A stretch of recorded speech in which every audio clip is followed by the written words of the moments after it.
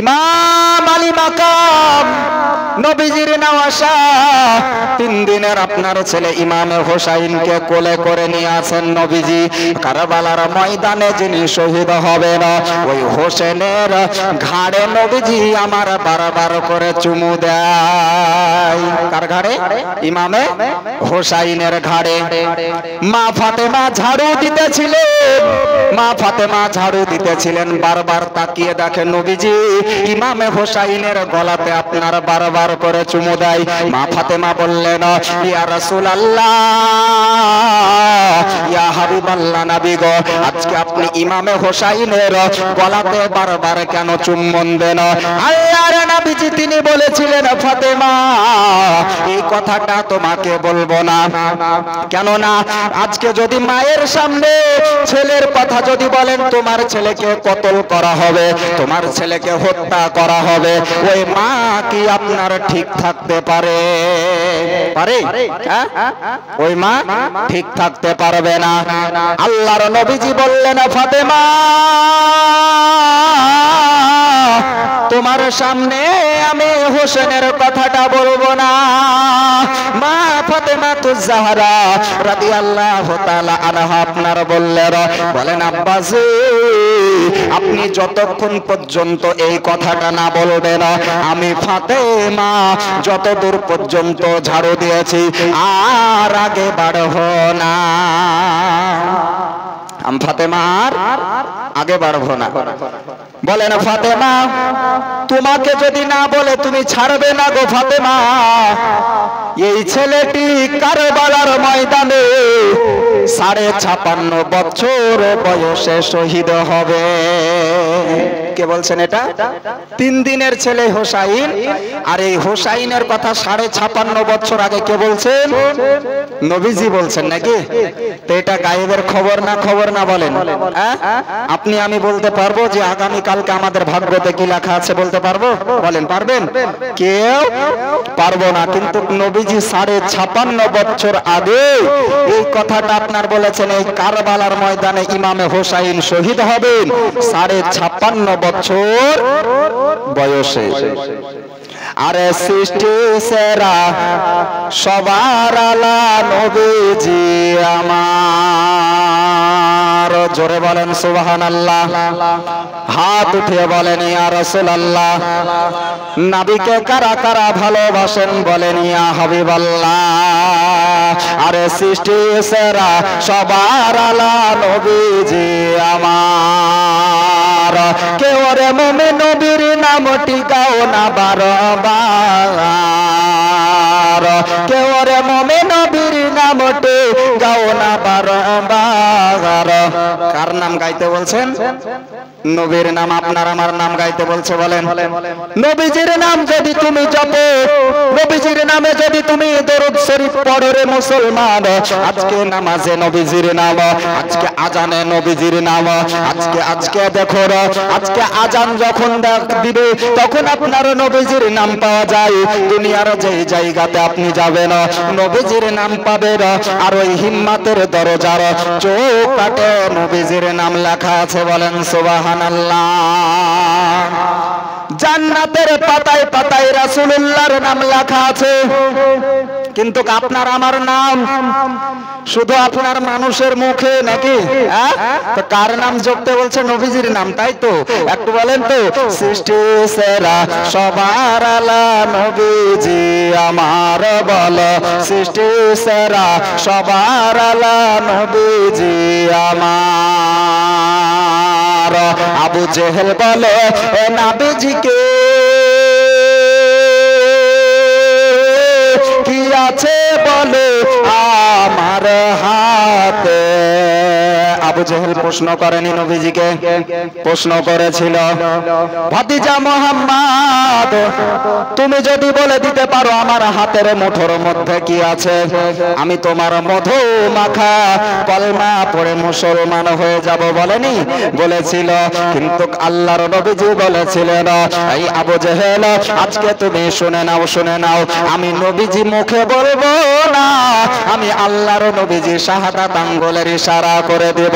তোমার হাতের মধ্যে যে পাথর আছে ওই পাথরে নবীজির কলমা পড়বে। আবু জেহেল বলে এ নবীজিকে কি আছে বলো আমার হাতে, ওই হাতের পাথর কলমা পড়ে নবীর বারবার, হাতের পাথর কলমা পড়ে নবীর বারবার। সৃষ্টি সেরা সবার আলা নবীজি আমার বলো, সৃষ্টি সেরা সবার আলা নবীজি আমার।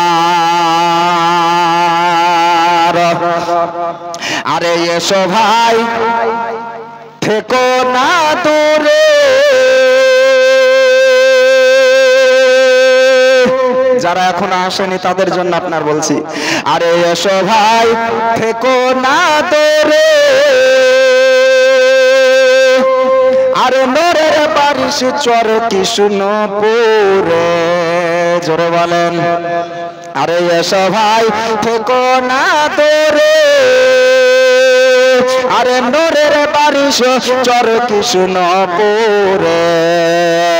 আরে খোদার রহমত হচ্ছে দেখো হুকুমে মাওলা, খোদার রহমত হচ্ছে দেখো হুকুমে মাওলা।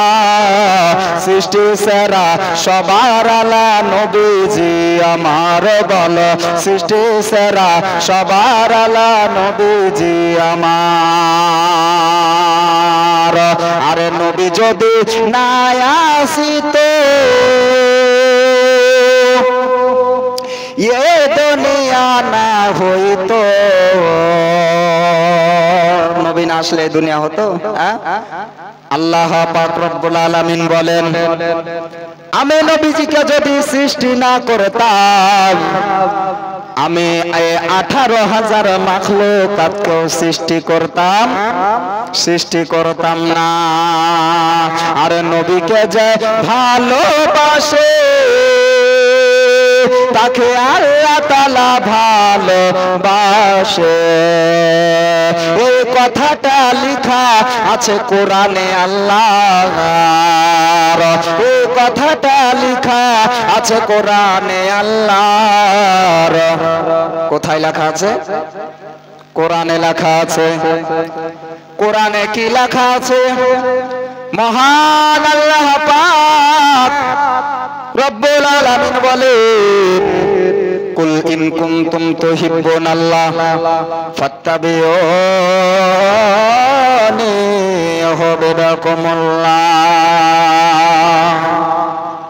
তোমরা যদি আমি আল্লাহকে পেতে চাও, কে বলছে এটা? আল্লাহ পাক রব্বুল আলামিন বলছে বান্দারে তোমরা যদি আমি আল্লাহকে পেতে চাও আগে আমার নবীজিকে মহব্বত করো। তাহলে আগে কাকে মহব্বত করতে হবে বলেন? নবীজিকে, তাই তো?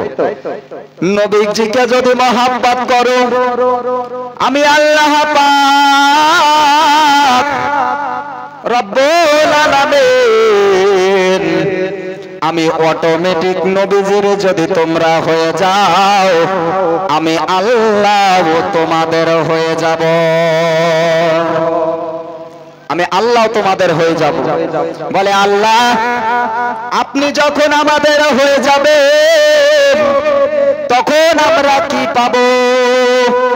আজকে আপনি নামাজ পড়েন, আজকে আপনি রোজা করেন, আজকে আপনি হজ করেন, আজকে আপনি যাকাত দেন, আজকে আপনি দান খায়রাত করেন, কিন্তু নামাজ পড়ে কি পাবো? এটাই তো প্রশ্ন। নামাজ পড়ে কি পাবো নাকি বলেন? নামাজ পড়ে কি পাবো? আল্লাহ পাক রব্বুল আলামিন এই কোরআন শরীফের মধ্যে আপনারা বলেছেন ফাদখুলি ফি ইবাদি ওয়াদখুলি জান্নাতি। তোমরা যদি আমার রাহে দাখিল হও, তোমরা যদি আমি আল্লাহর হও, আমি আল্লাহ তোমাদের জন্য একটা পুরস্কার রেখেছি। কি পুরস্কার? যদি নামাজ পড়ো, যদি রোজা করো, হজ করো, যাকাত দাও, দান খায়রাত করো, আজকে যদি তুমি ঈমানদার হয়ে যাও, তোমার জন্য আমি আল্লাহ একটা পুরস্কার রেখেছি। বলে আল্লাহ আপনি আমাদের জন্য কি পুরস্কার রেখেছেন? আমার আল্লাহ পাক রব্বুল আলামিন বলেন, ফাদখুলি ফি ইবাদি ওয়াদখুলি জান্নাতি। আমি আল্লাহ পাক রব্বুল আলামিন, তোমরা যখন আমি আল্লাহকে রাজি খুশি করে নিবে, আমি আল্লাহ তোমাদেরকে জান্নাত দিব। কে দিবে জান্নাত? এটা কার কথা বলেন? আল্লাহর কথা কোরআনে বলেছেন, কিন্তু আল্লাহ পাক রব্বুল আলামিন বলেন, লা উকসিমু বিহাযাল বালাদ ওয়া আনতা হিল্লুম বিহাযাল বালাদ। বলে আল্লাহ হজ করলাম, কিসের কারণে তুমি আমাদেরকে জান্নাত দিবে? মহান আল্লাহ পাক রব্বুল আলামিন বলেন, আয় আমার বান্দা বান্দিরা, আজকে আমি দুনিয়ার কোন জায়গার শপথ করিনি, আজকে আমি দুনিয়ার, আজকে আমি আসামের শপথ করিনি, আজকে আমি চরকৃষ্ণপুরের শপথ করিনি, আজকে আমি কলকাতার শপথ করিনি, আজকে আমি মিশরের শপথ করিনি, আমি আল্লাহ আজকে বাংলাদেশের শপথ করিনি, আমি আল্লাহ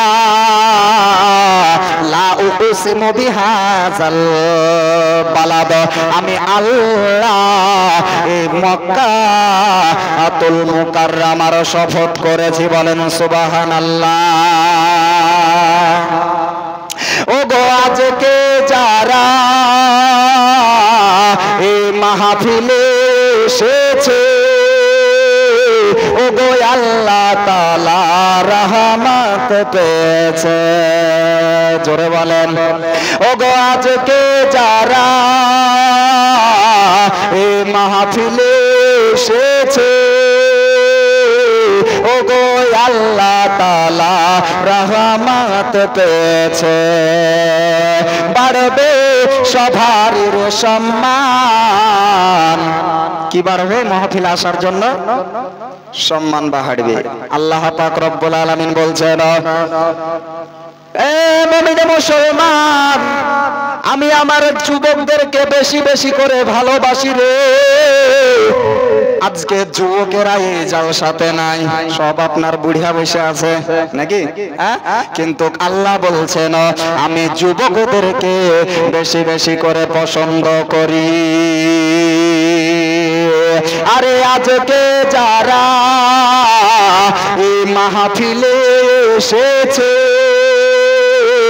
ওগো আল্লাহ তাআলা রহমত পেয়েছে। বাড়বে সবার সম্মান। বলো সাল্লাল্লাহু, সবাই পড়েন, বলো সাল্লাল্লাহু আলাইহি সালাম। বলেন সাল্লাল্লাহু আলাইহি সালাম। যত সব মুমিনগণে সুবহানাল্লাহ বলেন কেন? সুবহানাল্লাহ বলেন না? সুবহানাল্লাহ বলতে গিয়ে আপনারা বলছে যে কি তুফান আল্লাহ, বুঝতে পারলেন? যে যেমনই মৌলভী সাহেব বলেছে জোরে বলেন সুবহানাল্লাহ, তা হাত উঠিয়ে বলছে তুফান আল্লাহ, মানে আপনার জোশে পড়ে আপনার হুশ হারিয়ে দিয়ে আছে নাকি? তো সুবহানাল্লাহ বলতে বলছি, তো আপনারা সুবহানাল্লাহ বলতে পারছেন না। জোরে বলেন তো সুবহানাল্লাহ। আকাশের টানে টানে কোকিলের গানে গানে, আকাশের টানে টানে কোকিলের গানে গানে, শুধু ভাসে যে একটাই নাম। কোন নামটা ভাসে? মুহাম্মাদের নাম ভাসে। শুধু ভাসে যে একটাই ওর নাম। পড়ো সাল্লাল্লাহু আলাইহি সালাম, পড়ো সাল্লাল্লাহু আলাইহি সালাম।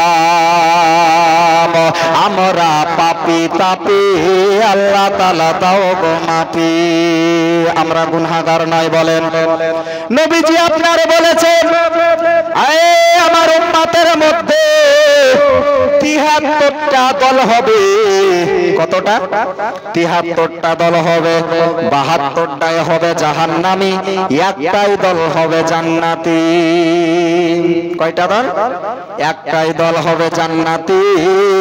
যারা আমার আহলে বায়াতকে ভালোবাসলো, যারা আমাকে নবীজিকে মোহাব্বত করলো, এই ৭২ দলের মধ্যে ৭৩ দলের মধ্যে যারা একটা দল হবে তারাই হবে আমার উম্মতে মুহাম্মাদি। এই উম্মতে মুহাম্মাদি দুনিয়ার বুকে যাওয়ার পরে অনেক গুনাহ করবে, ভাইয়ে ভাইয়ে জমি নিয়ে ঝগড়া করবে, ভাইয়ে ভাইয়ে জমি নিয়ে মারামারি করবে। করে না? এখন করে না? নবীজি বলে গিয়েছিলেন, নবীজির কথার সঙ্গে আজকে আপনার কথাগুলো মিলে যায়। নবীজি আপনার বলেছিলেন দুনিয়ার বুকে যখন বান্দারা আজকে যাবেন, আমার উম্মতেরা যাবে, ভাইয়ে ভাইয়ে ভাইয়ে আপনার মেল থাকবে না। অন্য মুসলমানকে আপনারা আপন মনে করবে, কিন্তু আপন ভাইকে আপন মনে করবে না।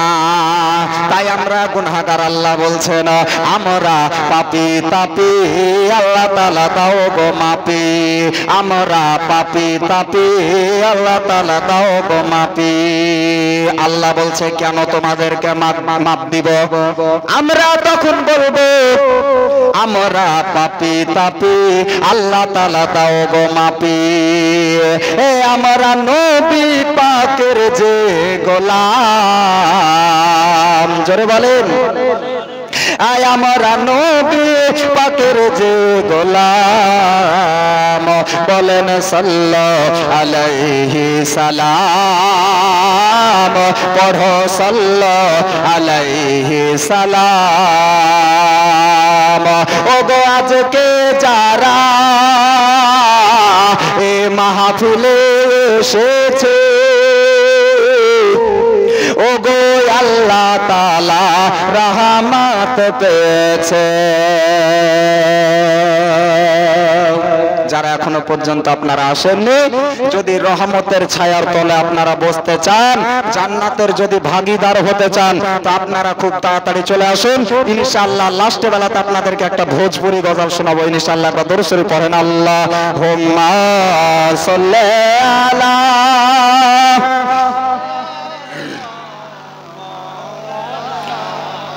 মুহাম্মাদ ওয়া আলা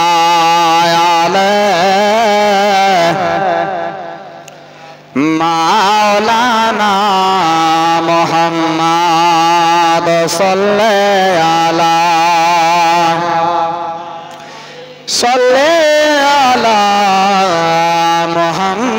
মুহাম্মাদ। হরদম জবান সে নিকালো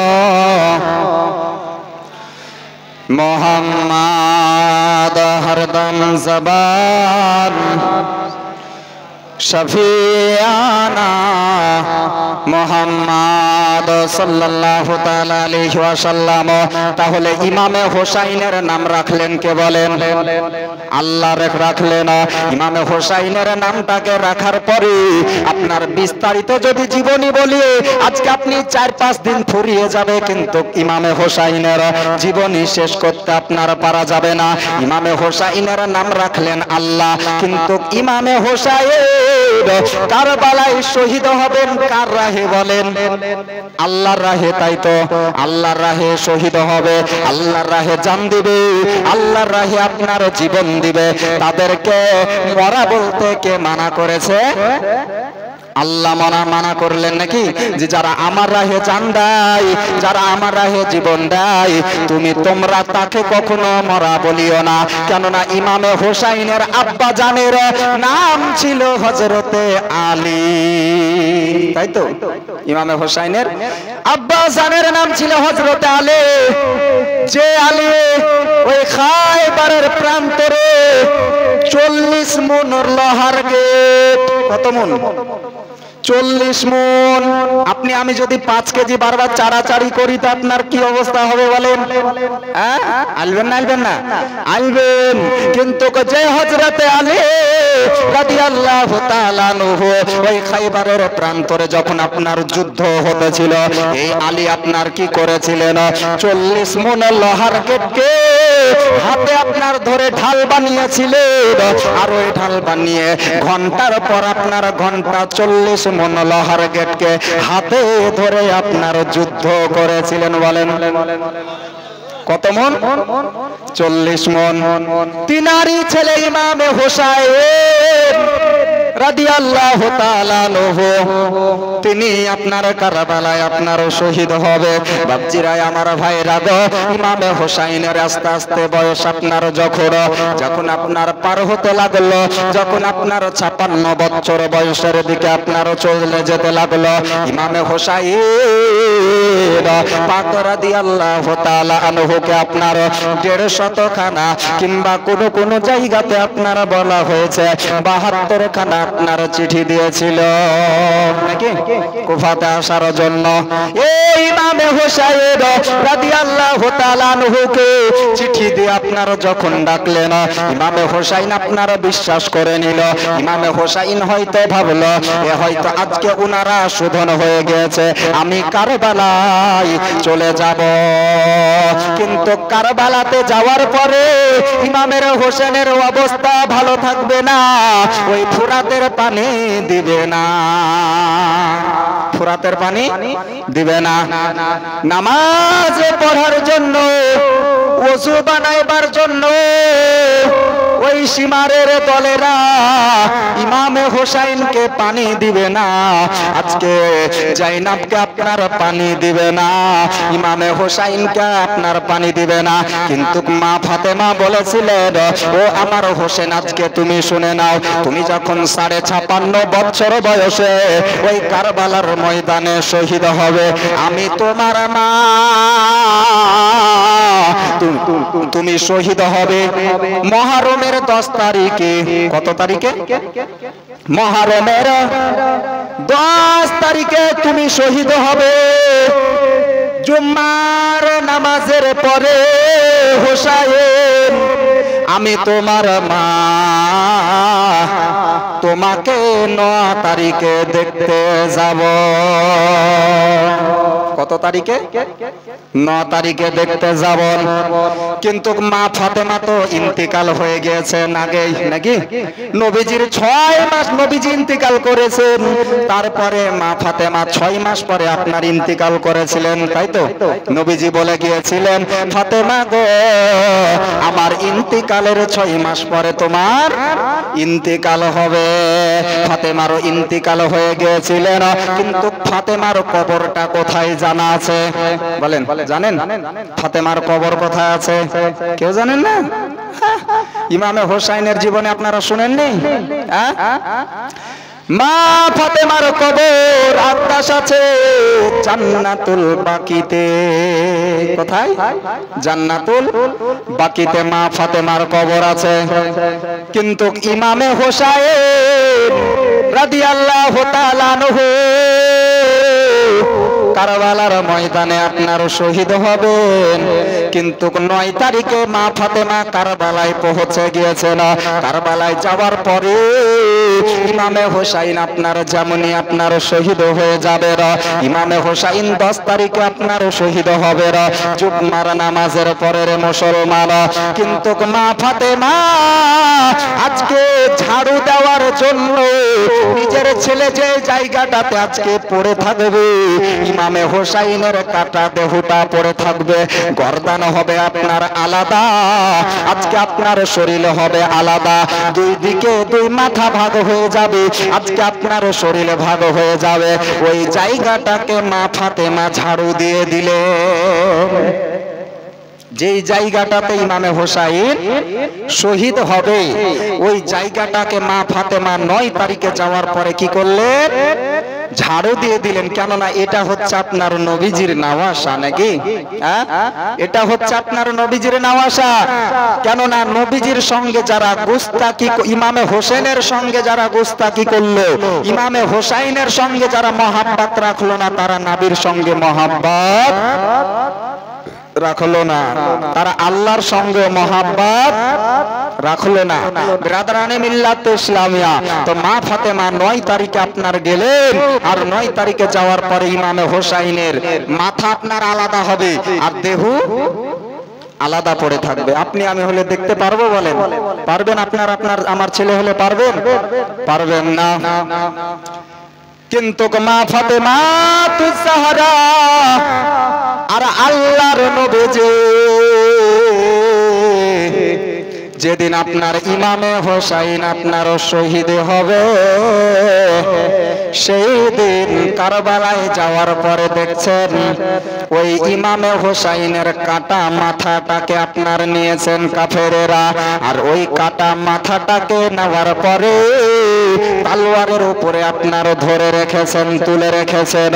কিন্তু ইমামে হোসাইন রাদিয়াল্লাহু তাআলা আনহুর কাটা মাথাতেও আপনার কথা বলেছে, বলেন সুবহানাল্লাহ। কাটা মাথাতেও কথা বলেছেন। কারবালার ময়দানে মুহররমের 10 তারিখে শুক্রবারের দিন জুম্মার নামাজের পরে ইমামে হোসাইনের গর্দানটাকে আপনার কেটে দিয়েছেন। গর্দানটাকে কেটে দেওয়ার পরে আজকে সীমারের লোকেরা, ইবনে জিয়াদের লোকেরা ইমামে হোসাইনের গর্দানটাকে আপনার তলোয়ারের উপরে ধরে রেখেছেন। দেখো আজকে নবী বংশের নবীজির নাতির গলাকে কেটে নিয়েছে। আজকে হয়তো ইসলাম ধর্ম বন্ধ হয়ে যাবে। আজকে ইসলামকে আগে বাড়তে দিব না। আমাকে যদি রাজা না বানাই, ইসলামকে আগে বাড়তে দেব না। ইমামে হোসাইনের গর্দানটাকে আপনার যেমনই ধরে রেখেছেন, ইমামে হোসাইন ওই কাটা মাথা নিয়ে, ওই কাটা গর্দান নিয়ে ইমামে হোসাইন কারবালার ময়দানে পড়েছিলেন। ওই জায়গাতে যদি আপনার নবীর নাম করে, তো নবীরও তো দুশমন থাকতে পারে নাকি? নবীর দুশমন থাকতে পারে না কারবালায়? নবীরও দুশমন থাকতে পারে। আজকে যদি আপনি আলীর নাম বলি, আমার বাবার নাম বলে, আজকে আমার বাবারও দুশমন থাকতে পারে। আমি আমার মা ফাতেমা, জান্নাতের রানী ফাতেমার কথা যদি বলি, আজকে আপনার ওই ফাতেমারও দুশমন থাকতে পারে, তাই তো? কিন্তু কারো নাম বলবো না। আমি ইমামে হোসাইনের কাটা মাথা, আজকে আমি একটা এমন জিনিস পড়ব যে কি জানো সবাই খুশি হয়। এই কাটা মাথা নিয়ে ইমামে হোসাইন তিনি আপনার আল্লাহর কোরআন পড়েছিলেন, বলেন সুবহানাল্লাহ। কাটা মাথা নিয়ে কি পড়েছিলেন? কোরআন পড়েছিলেন। আপনি আমি বেঁচে আছি রে মুসলমান, বেঁচে থাকা অবস্থাতেই তো কোরআন পড়তে পারি না, তাই তো নাকি? বারবার বলার পরে আজকে আপনি আমি তো কোরআন শরীফ পড়তে পারি না। এটাই আমাদের দুঃখ, এটাই আমাদের জন্য আপনার কষ্ট। কেননা আল্লাহ পাক রব্বুল আলামিন বলেছেন, কদ জাআকুম মিনাল্লাহি নূরুন ওয়া কিতাবুম মুবিন। আমি তোমাদের সম্মুখে একটি কিতাব, যে কিতাবটার নাম হলো কোরআন শরীফ, আর একটি নূর পাঠিয়েছি। এটাই হচ্ছে নূরে মুহাম্মদ। তো এই নবীজিকে আমাদেরকে আজকে মহব্বত করতে হবে, আল্লাহর নবীজিকে আমাদেরকে ভালোবাসতে হবে। ব্রাদারানে মিল্লাত ইসলামিয়া সভাপতির সিদ্ধান্ত আপনার চূড়ান্ত। তো এখান থেকে আল্লাহ পাক রব্বুল আলামিন যতদূর আপনার বললাম শুনলেন, আমল করার আমরা সকলে চেষ্টা করব। আখির দাওয়ানা আনিল হামদুলিল্লাহি রাব্বিল আলামিন। আসসালামু আলাইকুম ওয়া রাহমাতুল্লাহি ওয়া বারাকাতুহু। আল্লাহুম্মা